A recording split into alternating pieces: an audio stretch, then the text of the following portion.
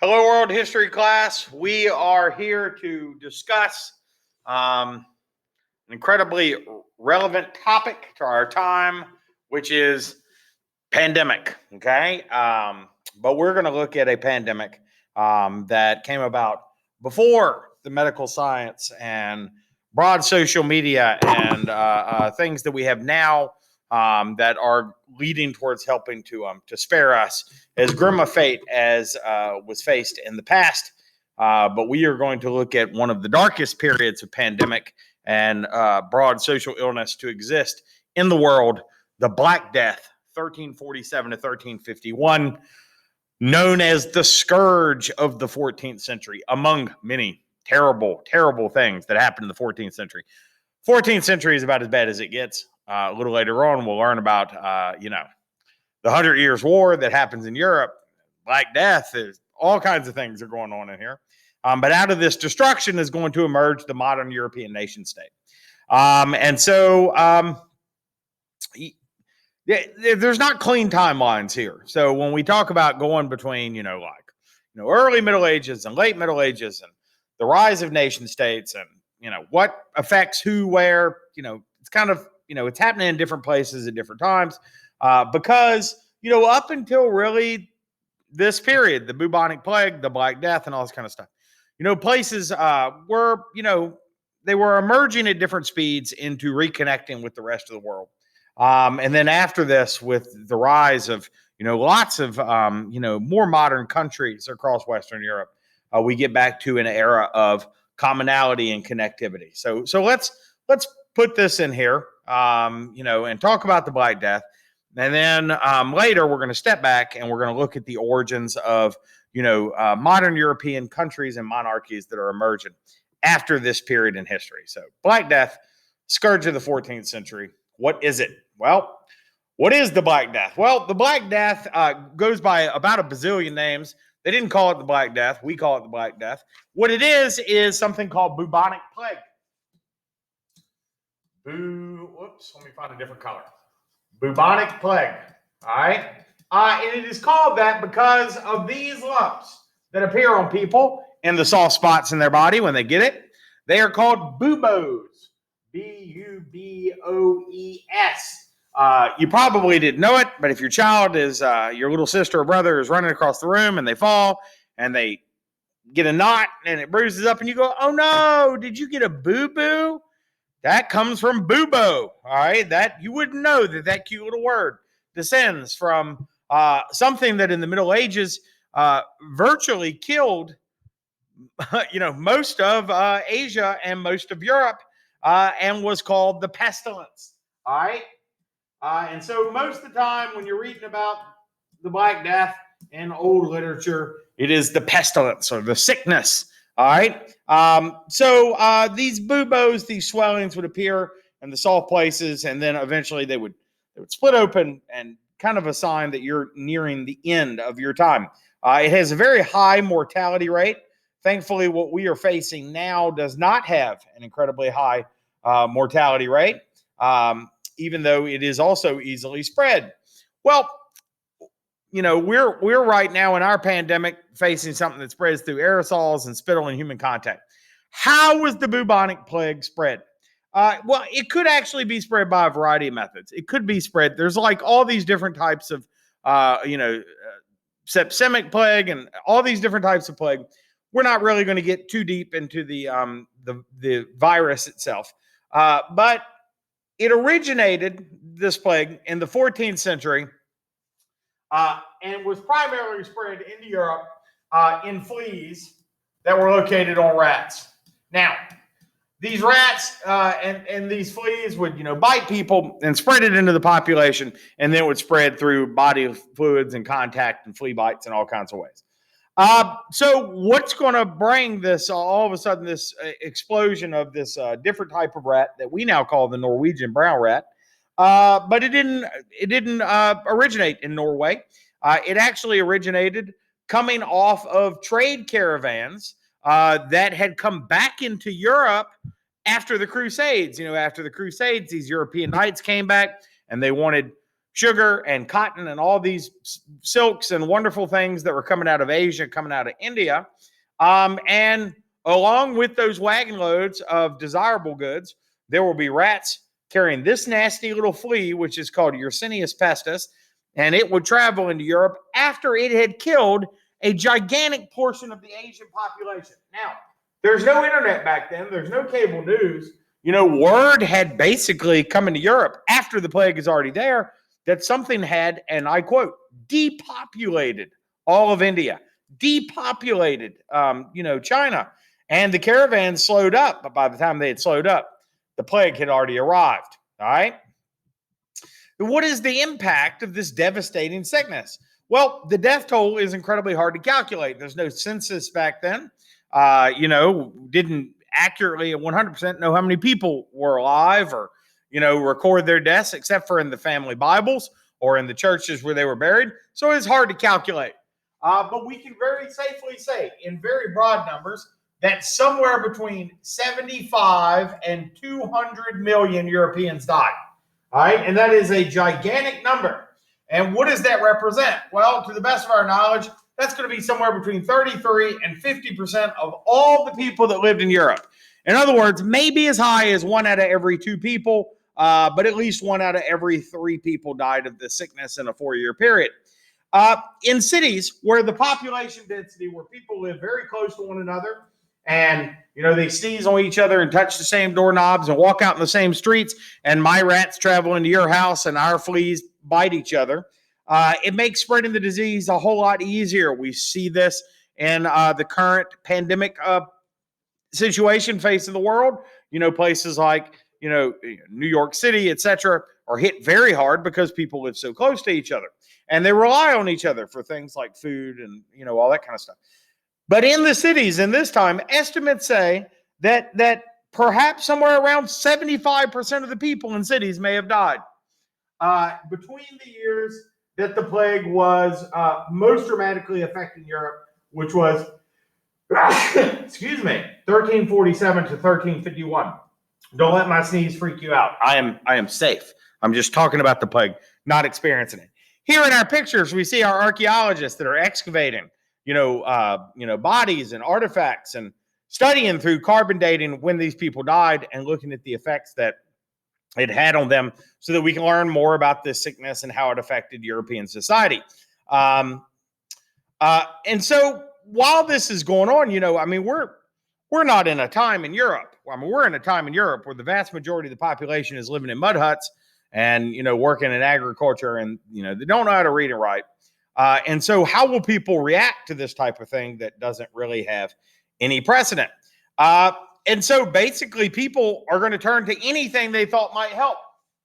And, you see this in society, in populations that don't have, a large degree of scientific knowledge and that kind of stuff. When the coronavirus came out, there was stuff on the internet where people were buying, malaria medication and copper bracelets and, all kinds of crazy junk that they thought would help them, survive this, sickness if it were to break out. And you see that all the time. You see it, people buying, supplements and, concrete injections and crazy stuff that is outside of the scope of medical science. Well, in this time, there's a group of people called the plague doctors. And the plague doctors were fake physicians. And I say that now. Suspicious people then thought that they may have some ability to treat things. And sometimes these plague doctors, who are, you didn't see them, very often. This is a more common costume, actually, when the plague breaks out hundreds of years later, in the 1600s. But, there were plague doctors, these quacks that would go and peddle treatments to try to earn money and to try to protect people with talismans and magical potions. But, a lot of times what they were doing is they were wandering around in areas that were hard hit by the plague, and they were using disguises to allow them to rob the homes of the sick. And so why do I bring this up? Well, there's a general misery that happens during a pandemic, that has to do not only with, with the sickness itself, but a lack of access to food and essential goods and, a decline in jobs and all those types of things.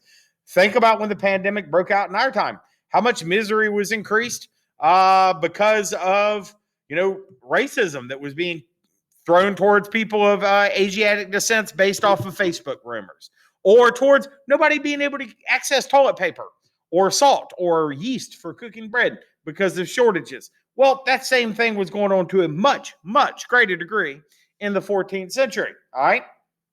Superstition and a lack of scientific knowledge caused people to take extreme measures. And it always does. All right. The discrimination that happened at this time was happening towards Jewish people.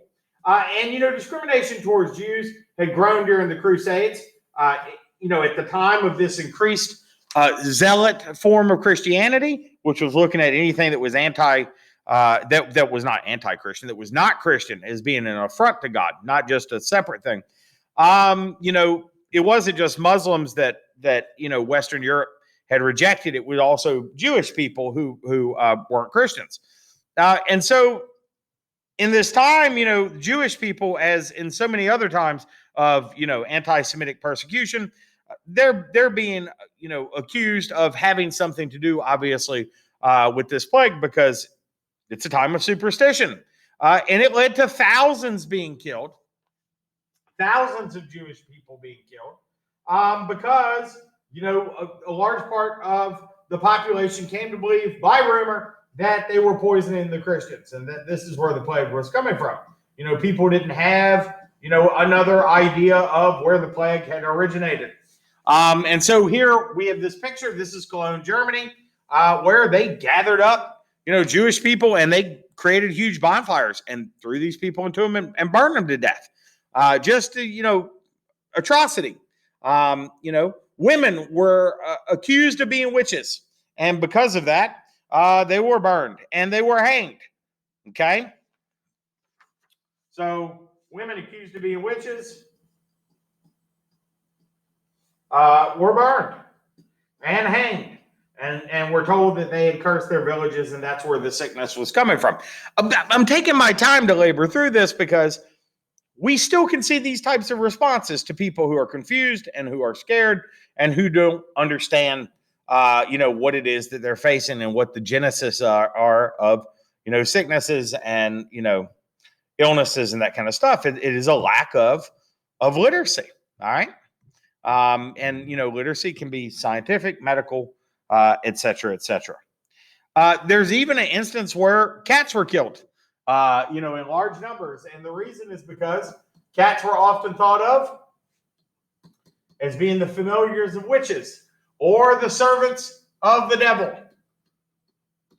Okay, and so cats in huge numbers were killed, but now we get to look back and we know that these fleas were traveling on rats, and we also know that cats are the natural predators of rats. So by killing off the cats, people were promoting the spread of the rats that carried the fleas, that carried the plague, that killed all the Europeans, right? And so when people were growing sick, they would be exiled, which is the opposite of what people need. They're sick, they're thrown out of the village, they're exposed, and so, they could be killed by the elements, a lack of food or water. Their homes were burned to the ground, which again had exasperating effect because the rats that were in their homes that carried the fleas that most likely infected them with the plague would then run into their neighbors' houses, further spreading the plague. The bodies of the dead in this environment littered Europe.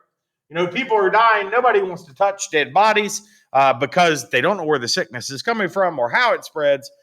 Nobody wants to bury the dead. Water supplies are being poisoned, leading to shortages, further spreading the sickness.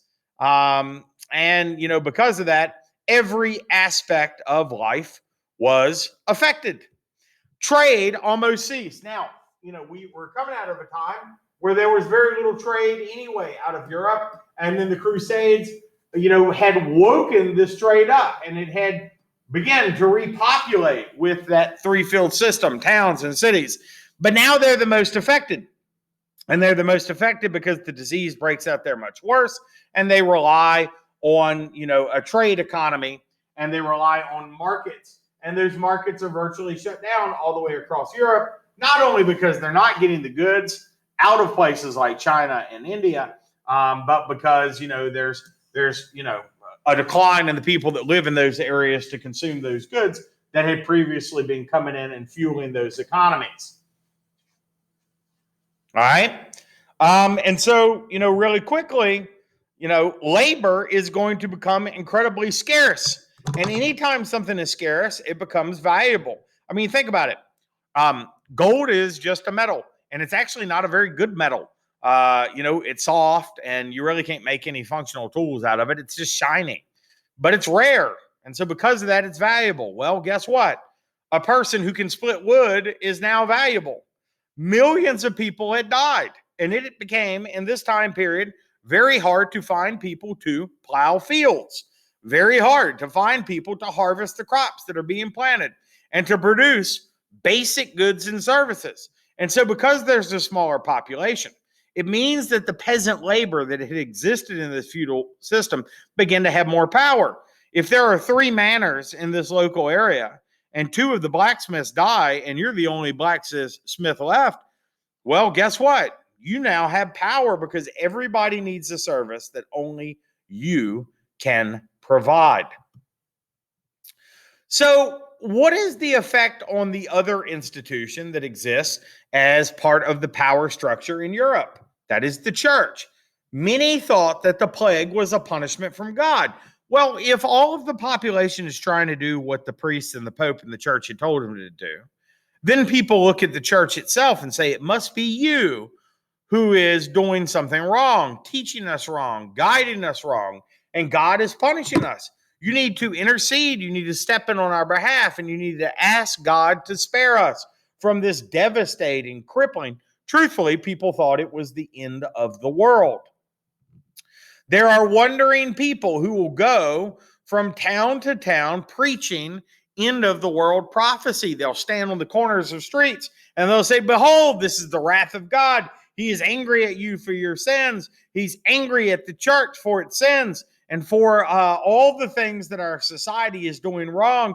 And because of this, we are in the end times. Anytime things start going really bad, you will see more extreme people within religious faiths say, this is it. This is the end times. Well, if anybody ever wanted to make a strong argument for that out of a religious background, the middle of the 14th century was probably it. Devastating wars, incredible death tolls, 50% of people, 30% of people dying. There's a group that comes up in this time that are called the flagellants. And basically, they're religious fanatics. And they say, Jesus suffered and died for the sins of mankind. And so they're trying to do, what extremists do. They're going to travel from city to town, and they're going to practice this incredible form of self-discipline to suffer for the sins of the people, to kind of speed up God's forgiveness. Just like, God had, according to Christianity, Jesus had died on the cross, and had suffered. They're going to whip themselves with whips. They're going to crawl from town to town on their knees, tearing up their hands and their feet. They're going to deprive themselves of food and water and medical care.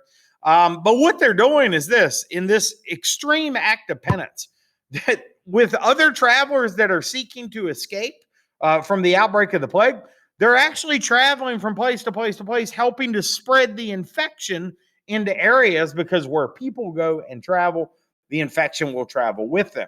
In other words, in a time without science and medicine, almost everything that people were doing was making the outbreak of bubonic plague worse. In this time period, despite the fact that people are starting to blame the church for the outbreak, the clergy, who are, priests, people who lived within the church, priests and monks, they're going to be the primary caregivers to the sick. They looked at that as part of their sacred duty to God and to the church and to the communities they serve. But in closed communities like monasteries, the plague could destroy the entire community. If a monk is going into a household to treat the sick, and then he comes back out with the infection and goes back into the monastery where the other monks and priests and whatnot live and takes the infection with him, well, all those people are together. And it could completely destroy the entire community of people that are essential to taking care of those people who are trying to survive the pandemic. It's kind of like everybody going to Walmart, not wearing a mask, uh, the essential workers who are there, who are necessary, for us to get the basic necessities of life, for those people that are most at risk from people who are, spreading the infection with their actions. And so looking at all the stuff, people begin to look directly at the leader of the church, who is the Pope, and they start to blame him for not saving them. Bottom line is this: we're praying, we're suffering, we're doing everything you're telling us to do, but the inability of the church to end this suffering starts turning the priests and the clergy who are caring for the sick, and who had, by the way, during the Dark Ages, been preserving all of that Greco-Roman knowledge of medicine and science. They start to become interested in this type of stuff again. And now they're being exposed to some of the scientific and medicinal information that was coming out of the Islamic empires that we studied about, that came about during that golden age of learning that took place, about infection and disease and all those types of things.